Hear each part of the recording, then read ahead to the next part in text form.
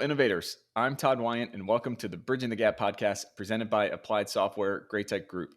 You're invited to join our MEP and construction innovation adventure with a mission to propel this great industry forward. My guest today needs no introduction. He's a great friend to the show and has encouraged me throughout the podcast journey, even helped us launch the show back in 2019. It seems like a long time ago. Josh Bone is the Executive Director of Electri International. Welcome back to the show, Josh.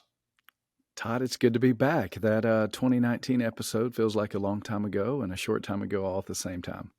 A lot has happened in 3 years. It feels like that was at MEP Force when you were one of the keynotes there, and that feels like a long time ago. It does. So it's good to be here. Thanks. Great to have you back. What have you been working on over at Electri with all the research? What's kind of the big lesson learned so far this year? Well, the great thing is I've got 8 ongoing research projects, and we just funded 2 more. So we are doing a ton of research at Electri. We've got the council very engaged. A couple of things, one of the things I laying it out, Electri's been around for 30 plus years, Todd, and we started with academic research, and that's what we were known for. We're still doing academic research, but we're balancing out with applied research. So some of this applied research that we're rolling out is things that contractors can operationalize in their business very quickly. We understand that the future is now. And when we started, the foundation will start, it was looking ahead 12 years. I can't imagine only looking ahead 12 years now. That's so far out, and think about how things are changing so quickly. So one of the things we did, we just partnered with Mechanical Contractors Association, their research side, the John Gentili Foundation, and SMACNA's New Horizon Foundation. We partnered with Document Crunch. We uploaded 180 contracts. And what we did is we looked at the 10 provisions that are really the most egregious provisions that impact specialty contractors. Mm-hmm. And so we went through this research, and what we did is we identified pay when paid, liability, these clauses, and we determined best practice language, medium practice language, and then deficient language. Todd, out of 180 plus contracts that we uploaded, the amount of red that we saw in deficiency of contracts is astonishing to me. I'll tell you, I'm blown away that you look at where we are as an industry. We've been on a good run for 12 years. And for some reason, the contracts are getting worse. And we want to partner. We want to do things. We want to deliver projects on time. We want to do all this. But these contracts, we enter into this. It's a scary proposition. I'm hearing things around the country right now that before you can even bid on work, you've got to agree to our contract before you can even bid on projects. So what we want to do is we don't want to weaponize any of our research or any of our data. I hope that contractors can use this research going forward. It's going to be done very soon. We're putting the final touches on the executive summary. I've got the data that's out there, but be able to take this research and talk to your general contractor, be able to look at this and say, look at this deficient language that's in here. This is agreed to by attorneys that work for both specialty contractors, general contractors. How do we get aligned to be more partners in this process? We've got to make sure that we're entering into the game on a level playing field. I'm just talking about fair contract language. I'm not talking about going all out and being unfair. I'm just talking about fair contract language. So I'm really excited about that research. And one of the things we rolled out earlier this year is our KPIs. You know me, and I'm all about the data. If we can take data and datify our contracts and look at what's deficient practice and medium standard practice and best practice, and go through pay if when paid, contractors' right to stop work, liquidated damages. If we can datify and turn that into data that we can open up and have better conversations, that's powerful. And one of the other things we rolled out with our applied research, we partnered with Maxim Consulting, and we did a KPI study. We had over 700 contractors go out and identify tell us basically how to measure your field to office ratios. the cost of generating an estimate. How many estimates do you send out a month? We did this based on the size of the contractor and the region that they're in. Because when I look at one thing about all specialty contractors, when I'm talking to my contractors, Todd, they're super competitive, very competitive. I know I can motivate them through being competitive. So we went out and just measured what is a $10 million a year contractor in the Midwest. What's their field office ratio? How many bids do they send out a month? What's their win to loss ratio? What's the cost of an estimate? It's today we operate in our bubble. It'd be like going to the doctor, getting your annual physical, and them saying, Todd, your cholesterol is 190. Well, is that good or bad? I don't know. It's 190. You're alive. How bad could it be? You're alive. You're breathing. Todd, you look very healthy. How bad can 190 be? When in reality, 190 is borderline. You need to do something, change your diet, change behavior. Right. Our contractors are making money, but what we're trying to do is say, 190 in this area, there's opportunity to improve, to increase the health of your business, to increase your margins, to lower your risk. That's what we're trying to do with a key performance indicator study that we're putting out there, and we're diving into data across the board. And I believe data is going to be a big part of Electri going forward. How we take some of this data and turn it around and share and just elevate the industry as a whole. Yeah, that's really interesting. So going back to the first thing that you brought up, we had Josh Levy with Document Crunch on just a couple episodes back. And one of the things that I find fascinating with the contract language in today's environment is, everybody talks that they want really true collaboration and they want to bring stakeholders together, but the contracts, the way that they're designed, is not promoting that at all. It's doing the direct opposite. You're going in with the assumption that you're going to screw up and this is how I'm going to sue you when you do screw up, instead of kind of flipping the script on the head and trying to, I don't know what the ideal contract should be to create that kind of true collaboration, but I know what we have right now is not enabling that environment at all that everybody says that they want. Yeah, it's a right out of the gate. It's a contradiction that when you talk about partnering and you look at the amount of risk that's shifted. And here's the thing: what we have to understand is we need to have these conversations, because what should be happening with increased risk is increased rewards. That's how businesses work. With increased risk, there should be rewards. Unfortunately, I don't think a lot of our any contractors are out there. I don't think enough of them are reading contracts. That's a terrible thing. So people are signing contracts, and now it's becoming the expectation that other people are going to sign this language in the contracts. But when you start to look at this, and a lot of times the good contractors see the language, they understand it, they read their contracts. Well, they have to pad their numbers to plan for that risk, and the owners are paying for this.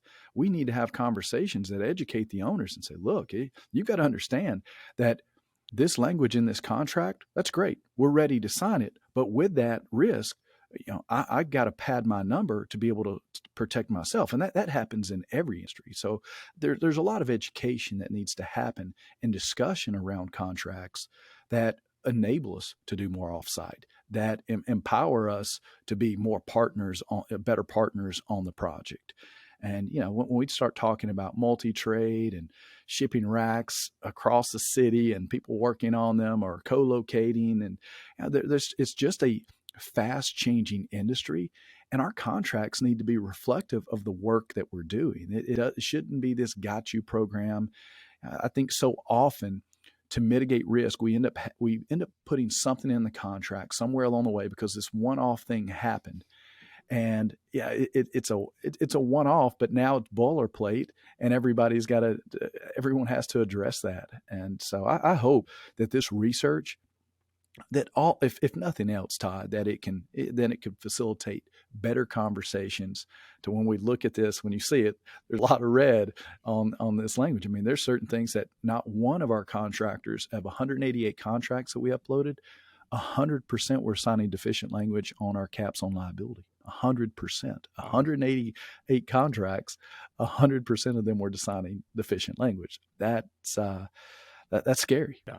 Yeah, that's crazy. I think it pairs really nicely with the data uh, research that you guys are doing too, to bring a lot of that to light.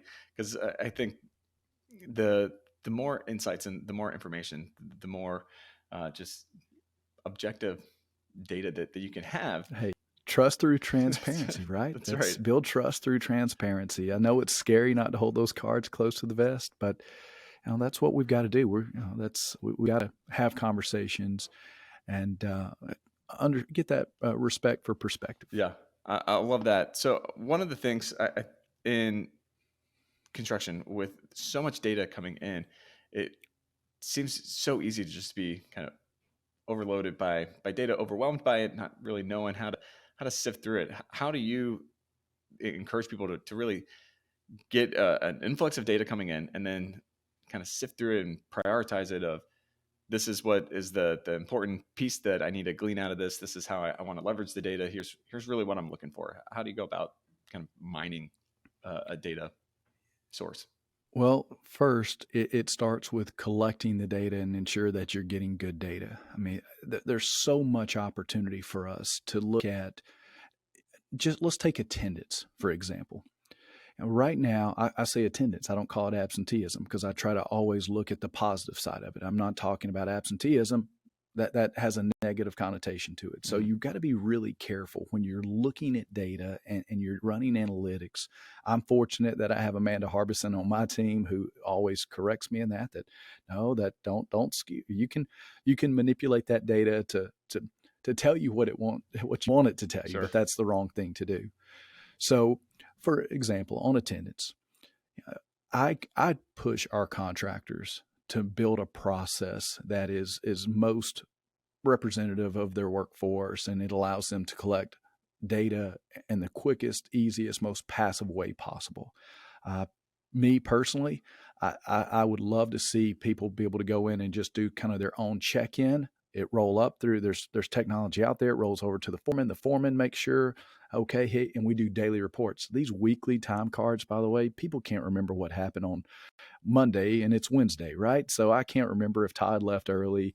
I think we've got to make sure that we're capturing good, accurate data first. So let's continue down this path of attendance. When I start to be able to look at attendance, what I want to be able to do is ask better questions around the data. Data, when it first starts coming in, is let's look and see, is overtime impacting our attendance? So let's break this out and look at, is overtime increasing our absenteeism? Are people showing up less? Are they showing up? How's that impacted? Is there a difference in 50 and 60? Is there a difference in 60 and 72? Is there, at what point does that start to break down? You look at this and you can see, hey, what about 410s? How does that look? Is there certain times of the year? Todd, what I need is certainty. When I go to bid a job and I start to put this estimate together and I start to put a plan for this job together, if I've got data that I can go back and look over and trend it, that's the big thing, because we do so much spot checking.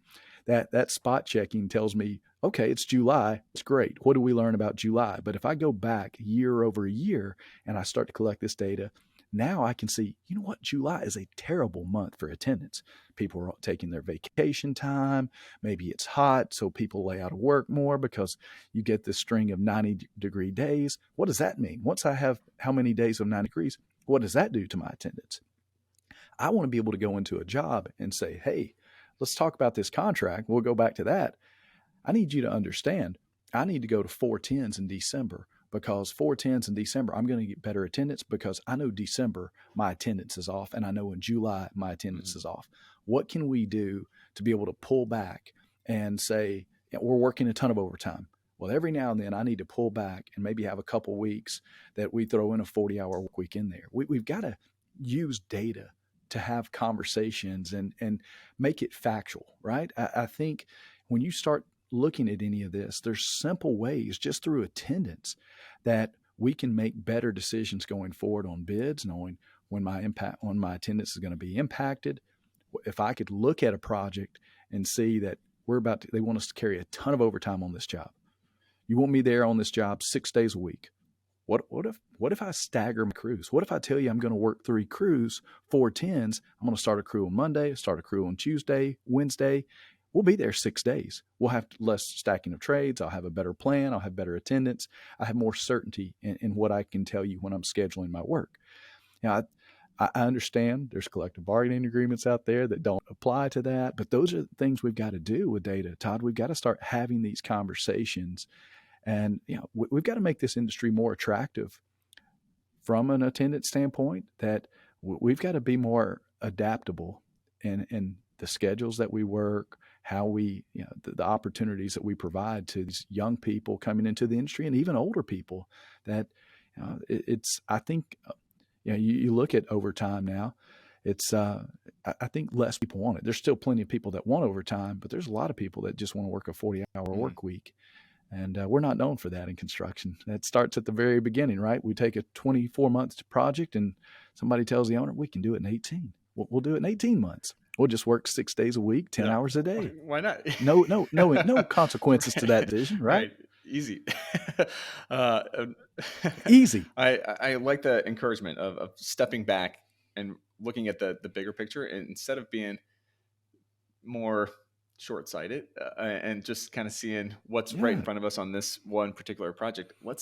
There's so much great data and trend lines that we can look at if we start taking that bigger picture approach in construction. I mean, you have so much great information. It always perplexes me that we don't always take the time at the end of a project to look at the whole life cycle of the project and then figure out how we can leverage what went right, what went wrong to do the next job better and really put those findings into it. Instead, we take it project by project and like everything's a unicorn on this project, Yeah. Well, you tear down that team starts moving off. This foreman goes over to another job. We don't do the postmortems because the team starts to fall apart as, the crew starts to go on different jobs. The foreman, the field leadership, the estimators have already moved on. So I know this is a industry-wide issue that most people do not do postmortems. Some do, and I'm sure they learn a lot from it, but I'd love to be able to do more of those postmortems. And I think, you go back to that data again, Todd. One thing I want to say is that we're learning that the number of purchase orders on a job has direct correlations to profit margins. That if you send the more purchase orders you send, there's a cost associated with every purchase order that you send in, every invoice that you pay. There's cost associated with back office support. I mean, it's the data side of this. I can't stress it enough. It's by just knowing that purchase orders cost you more, cost you margins and cost you profitability on jobs. How can you better plan work? How can you do bulk buys? As we dig into it, it's really exciting to me, the things we're learning from our contractors and opportunities that, you should never walk up to a counter and order from a counter ever again. It means you've done no planning. You're just flying by the seat of your pants. You've got to make sure that you're out there planning work, putting out quotes, and getting a price that you'll get even on that quote is better in doing bulk buys. So there's so much low hanging fruit and opportunity for us to improve. Why do you think that as an industry, we don't do as much of digging into the data and spending time really sifting through it? It's working with data is tough. A lot of times people that are not familiar, again, I go back to Amanda. Amanda looks at the data and can be very objective with the data. I think a lot of times we look at things and we all feel like we already know. We've already got that gut feel. Our industry has operated on gut and been successful, right? We've built amazing buildings. It's worked. And to go out there and collect the data, a lot of the people I work with tell me I can't get the field to buy in, that they don't want to change the process, that they want to continue to fill out the paper forms. I think the data collection process, even, we put a 360 camera in the hand of your workers and they go out there and use open space or construction site. That's so easy to take pictures, Todd.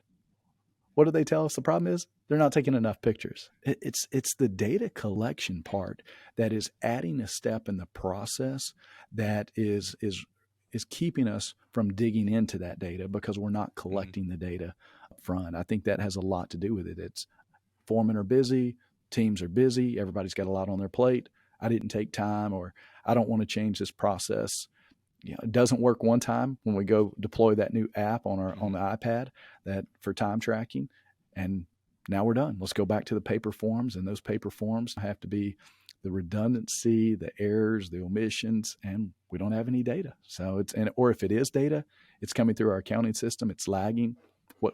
That's lagging data is not as efficient as leading data. So it diminishes the value.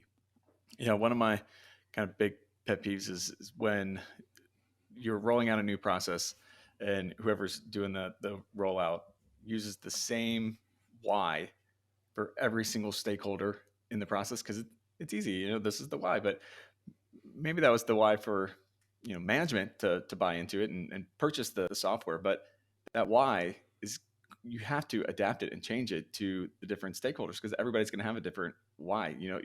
People in the field, they might get I get why management wants this, but it gives no benefit to me. Why am I going to spend so much extra time and learning this new system and new process? And it's not faster anyway. It's not my old way was more efficient. I was better at it, and blah, blah, blah. Instead of taking the time to really sit and unpack from their vantage point how it's better and how it's more efficient and how it's going to help them, that drives me crazy. And then people wonder why they didn't buy into it. Well, you never gave them a reason why they should care. Low adoption rates because we're not telling them the why. I agree with you. I look at it. I look back on my career as a construction technologist, and I've been guilty of that. I go out there, and it's easy to find something cool, a technology that's going to be this amazing thing and solve this problem for management, and then never get the traction. I've learned over time, Todd, you've got to make it as simple as possible. And the most important thing is why. Why are we doing this? And we're going through an exercise right now in a shared market study. We call it our shared market metrics program. And we're partnering with IBW locals and our NECA chapters.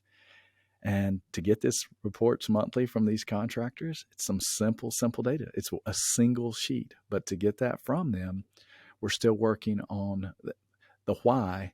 Is we're going to have to get there to actually show them something. They understand why we're doing this, because we've sold the why, but it still has to go through that pain of adding one more thing to their process. And sometimes even the why is not enough. I think if we could get them to do it, and we can get a couple reports out there, and then we could gain some traction, then that why would be magnified, and I think we can get more consistent buy-in on this monthly program we're trying to roll out. Yeah. So shifting gears a bit, how do you think the uncertainty in the economy is going to impact construction in this back half of the year? I am very optimistic myself. Right now we've got the supply chain challenges that are out there, especially in the world of electrical. Getting equipment is such a challenge. We just did a live webinar last week on supply chain challenges. David Long, the CEO of NECA, moderated it. And with Schneider, ABB, Sonepar, and Graybar, they told us that the challenges we're having right now, it's not going away anytime soon, 2, possibly 3 years. And the procurement world and how we procured in 2019 will never go back to that. So the way that we procure will never go back to it. That is my concern right now, that lead times on medium voltage switchgear, that's crazy. You're talking in many cases over 100 weeks lead time when a project may only be a 40-week project. So it's a real challenge. That is a concern to me, how we overcome this. I believe on the back end, what we hear as far as a more resilient supply chain, it's going to look different. Those are opportunities to do better. With all that being said, though, that concern, I look at the backlog of our contractors. I look at the money that's out there in capital projects. I look at where we are. We may hit a recession, but I believe from a construction standpoint and where we're at with backlog, the need, the money that's out there from the owner standpoint, I'm very bullish in thinking that we're going to navigate this whatever level of recession that it is that comes up. I think construction's going to remain in a good place. I hope we can get inflation under control. I think that would continue to help, but I just think there's still enough of a demand that we're in a good spot. Mm-hmm. Yeah, it seems like So the last couple of years, construction has been so robust and has the demand has been so crazy. It doesn't seem the slow. backlogs are out there, are record backlogs right now. I mean, we've gone through a pandemic, and a lot of markets have had the most. They've broken the number of hours they worked. As I look at our pension funds and everything that are out there, they're breaking records of all time most hours worked, and it's amazing to see just the demand for construction that's out there. And Todd, look at the amount of mega projects that are going on around the country, whether it's semiconductor plants, whether it's, so they're building chips, they're battery manufacturing, steel plants. There's more mega billion-dollar projects around the country than I can't even wrap my head around it. There's so many of these projects popping up around the country, all over, an abundance of work and opportunity. Now that comes with challenges too. That level of growth and manning and putting, building a labor force that can support that type of work. I think that's going to be our challenges, and getting costs somewhat in check. But the demand is there. Manufacturing is coming back to this country following the pandemic. And that's going to be a lot of opportunity work for my contractors, and I'm excited. I think we're in a good place. Yeah, I agree. I think that the pandemic taught us that we need the manufacturing and the infrastructure here in the States, because if something like this happens again, hopefully not, but a knock on wood. Not in our lifetime. That's right. But we Not need in our it here. lifetime, We need we need the supplies here. You're never going to, as you said, you're never going to go back, but we need the infrastructure. We need the supplies. We need the manufacturing here. I think everyone understands that, and I think we're going to come out better on this on the back end after it's all said and done. You know me though, I'm an optimist. I like it. Yeah. So how will construction look different, do you think, in the next 5 years? So I will say industrialization of construction has already started. Mm-hmm. The industrialization of how we bend conduit, how we pull wire, how we manufacture off-site now. We were talking briefly about these multi-trade racks that have electrical, sheet metal, mechanical. It's industrializing. And as you look at other industries that have industrialized, you see the big get bigger and specialties start to form. And I think that's what you're going to see. You're going to start to see contractors develop their niches, their specialties, and they're going to start to really hone their craft in very specific areas. On the electrical contracting side, we call it systems integration, but smart buildings. You look at the amount of money that's being invested out there in electrical digital twins. Siemens just bought Brightly for $1.5 billion. So Siemens is going digital. Schneider is going digital. You look at across the board, ABB is going digital. GE is going digital. So the ability to operate and maintain buildings and having service contracts, that's going to be a new world. Mechanical contractors have been doing this for decades, signing service contracts. Service contracts are coming for electrical contractors. There was not much service opportunity for pipe and wire, right? You put wire in a pipe and the conduit was there, and nothing you could do. But now the connected systems of a building, there's a lot of utilities getting into this market. They're investing massive amounts of money in software. Utilities companies are. And their go-to-market strategy is going to be a great opportunity for electrical contractors. Most of my world today is in electrical contracting. That's what I'm really excited about. But you see what's happening with the general contractors. I was reading something the other day, one of the big GCs that we know that had evolved into this CM, saying we're no longer a CM, we're a GC. We self-perform. We do bathroom pods, we do head walls, we provide, we carry 12 different trades under our brand. And So you're seeing that off-site is across the board. Owners are demanding it. There is GCs now are coming back to performing work because they realize managing the project is you've got to add some value to it. So you see them getting back into self-performing work. I do think these schedules are nuts, but I don't think it's going to change, Todd. I think they're going to continue to push schedules to a breaking point. Mm-hmm. And the only way that we can do this is through offsite manufacturing, industrialization.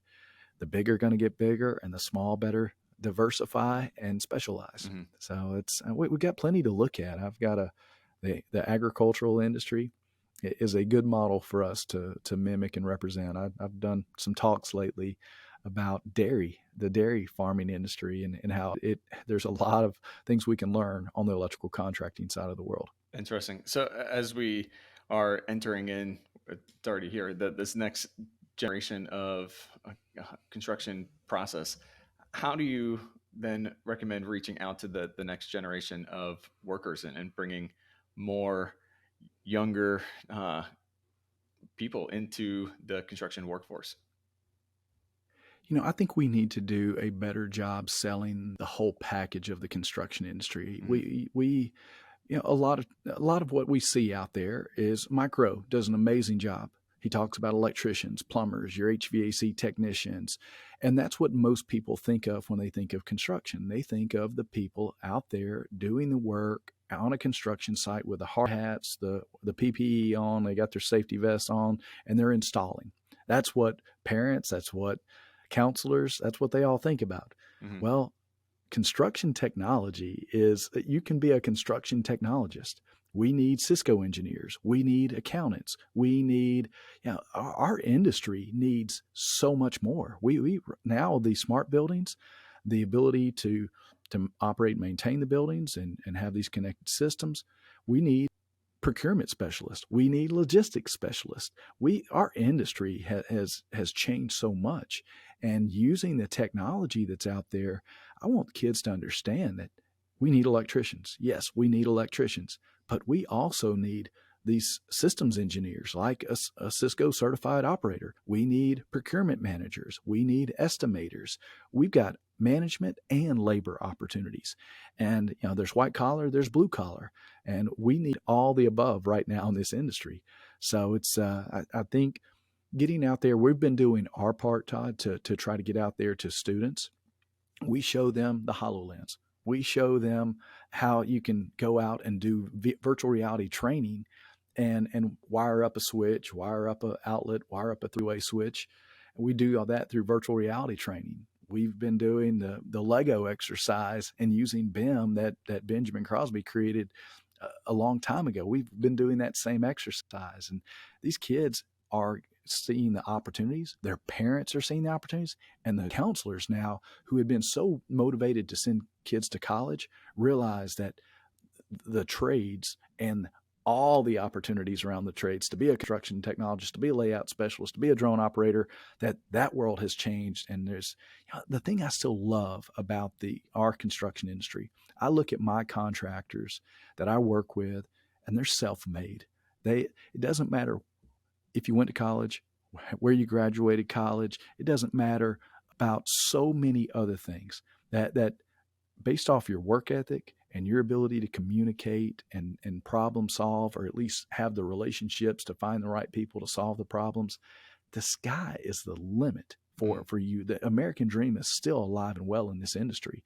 And I hope every parent understands that there's so many different paths that their kid can take in this industry, that counselors understand the opportunities. That I love that the American dream is still alive and well in our industry. You and I get to see it. We get to work with some amazing people that grew up in poverty, and now they've got a really nice fishing boat or a nice little private plane, and they're doing really well for themselves. Not that it's all about money. Our industry is very rewarding.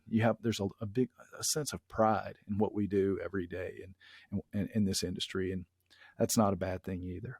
Yeah, preach. It was good. I more than agree with all that. That was the whole time you were thinking before you got to the American dream part. I was like, yeah, America. Yeah. is just true. I think it's a great example of that the American dream is for sure alive and well, and we need to get that message out. It starts with education, just exposure of what is actually happening in construction today. People Yes. have no idea. I tease a lot that when I say I host a podcast around construction technology to people outside the industry, they look at me like, that's an oxymoron. Like What? that Yeah. there's no What is technology it? in A it. hammer? A hammer? A drill? Right. Battery powered tools? Wow. No, we do amazing things with technology. We do laser scanning. We do digital layout. We use push stop cutters, and yeah, it's industrializing. So yeah, you have that conversation. I have that on the plane a lot myself. I still identify as a construction technologist. And you're what? Yeah. What is that? 3D modeling. Have you ever heard of BIM? No. What is that? So it's like that's a career in itself. Go do BIM. Yeah, for sure. So if I could give you all construction power and you'd snap your fingers and innovate one aspect of the industry right away, what would you innovate? Wow, that's a great question. I'm going to think through this for just a second, Go because for it. I'm going to think out With great loud, power comes great because responsibility, Josh. it does. It does. Listen, Todd, I stay awake sometimes thinking about, am I doing the right thing? When I first started in our industry, I was working doing 3D modeling. I was on a job site, and a guy came up to me doing running coordination and said, how do you feel about taking food off my kid's plate? I was like, what? And I said, I'm sorry, I don't understand. He said, I'm just trying to coordinate, make sure we don't make mistakes. Those mistakes, give me hours. Now, I think that mentality has changed a lot. That a lot of now the field's embracing that, and that's changed. That was 24, 25 years ago. That was a long time ago. But I think with that, the one thing that we have to be able to do in our industry is it probably goes back to building true partnerships and being more open. If I could change anything, crazy enough as it is, it's probably going to go back to contracts. I mean, that's where my brain went initially, and then I tried to think of something else. But Todd, I just think it is at the very beginning. We are pitting ourselves. We're putting ourselves in a box, and we've seen so many of those cartoons with the plumber, the electrician, the pipe fitter in the boat, and then you got the drywall guy there bailing out, and they're pointing and laughing. It's across the board that we do have to have more partnerships and leverage data to be more transparent, to help each other out. I think if we could work together, be more open, that we all had respect. I think today, unfortunately, a few bad actors. You have one bad electrical contractor that does something that impacts a general contractor, a mechanical contractor, or if it's a drywall, whatever it is, it creates this everybody's bad mentality in our industry. When in the most part, most people are really good and they're very talented and good at what they do.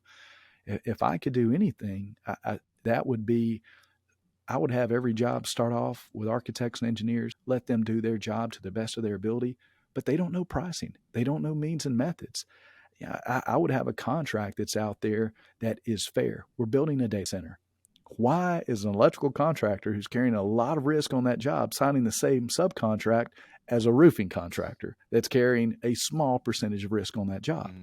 We should have contracts that architecture, not so great. It's a data center, right? What do we need here? Let's get the engineers involved. Let's talk about this up front. How can we save money? How can we save schedule? What's realistic with our workforce? If we could sit down at the table and build a program around that project that we believe is a unicorn, but our contracts are all boilerplate, let's talk about that project that's a one-off and make sure that the risk is fairly distributed, and that there should be a contract for who's carrying a majority of risk versus those that are installing the awnings on the outside of the building. That the fact that I had my own BIM consulting business, I signed the same contract that the mechanical contractor did on a big, massive casino hotel job. And I didn't want to sign that contract for my little company. I can't imagine that mechanical contractor on that job that was carrying millions and millions and millions of dollars worth of risk wanted to sign the same contract I did. So I hate it, but I think it goes back to the start, putting a real plan together, getting the owner in the room, understanding their expectations. What do you want to accomplish on this job? What is, and hey, you know what? Give us a little bit of why. Why are you building this? What does this mean for this community? What does this mean? Let's get people fired up about what they do and believe in what they're doing right out of the gate. I think that's a great answer. Great thing to innovate for sure. So how do people find out more information and connect with you? I appreciate that opportunity. I'm very proud of the work that we're doing at Electri. As I said, we've got a lot of research ongoing. We've got 30 plus years of research that's out there. You want to find out about the financial impacts to a project delay? Go to electri.org. You can set up a free account. Anybody, it doesn't matter who you are, can go to electri.org, set up a free account, and then have access to all of our research. If you have a question that you're looking for something specific, email me, josh.bone@electri.org. You know me, Todd, I like to help people. And what we're doing at Electri, I'm very proud of the work. We've got an amazing team. We got a great council that helps support us. We just had our meeting last week in DC and got big plans, big plans for what Electri is going to be in the future and how we can help this industry move forward. Awesome. Well, final question for you. What does innovation mean to you? It means change. I heard the other day, so it's not all change is progress, but all progress is change. And innovation is that mindset that is, we're always looking for a way to do it better. Whatever that is just safer, more cost effective, with whatever resources it is. It's an innovative person is, the most simple thing is the best, but in some cases, simple is not the answer. So it's just always striving to do better and embracing change. Nice. Well, Josh, as always, thanks so much for taking the time and for your support and encouragement over the years. Always appreciate talking with you. You do great work, buddy. You do great work, Todd. I'm really proud of you. Bridging the Gap is a great podcast, and you're doing great things for our industry, and it's always a pleasure.